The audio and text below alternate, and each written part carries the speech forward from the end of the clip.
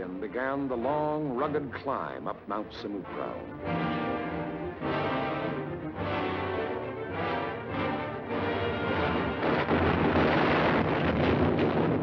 As night fell, our artillery opened up, and throughout the night hours, intense fire was laid down on the enemy's main line of resistance.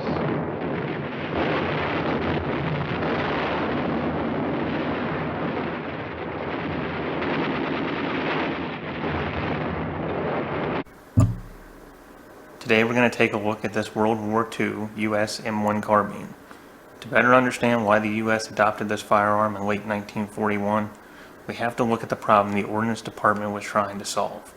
This problem is that the M1911 isn't effective as a primary weapon, and the M1 Garand rifle is too heavy and cumbersome for artillery crews and support personnel who have other equipment to carry, but may face an enemy attack and need a personal defense weapon. Why design a new gun? Why not submachine guns for this role? This is because submachine guns such as the Thompson were expensive and time-consuming to produce, and in too short supply for rear personnel, not to mention extremely heavy.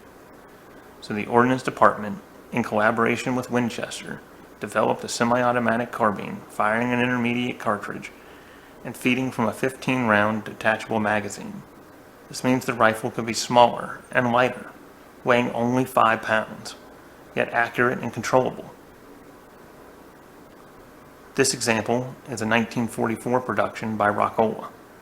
It has underwent post-war updates such as an adjustable Type 3 rear sight and bayonet lug integral to the barrel band.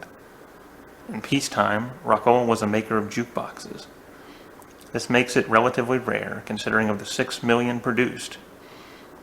Over half were produced by the Saginaw Steering Gear and Inland divisions of General Motors, while Rockola only produced 228,000. Nonetheless, this exemplifies the need at the time for the entire industrial capacity of the country to contribute to the war effort.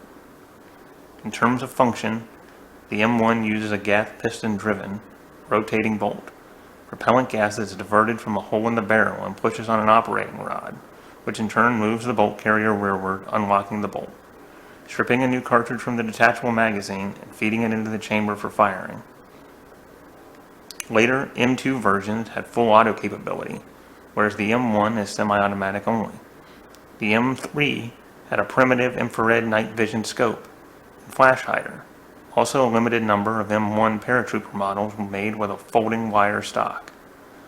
Overall, a reliable and effective weapon, despite its limitations, the M1 Carbine filled its role perfectly, and even after nearly a century, these machines continue to work, a testament to its designers and manufacturers' skill.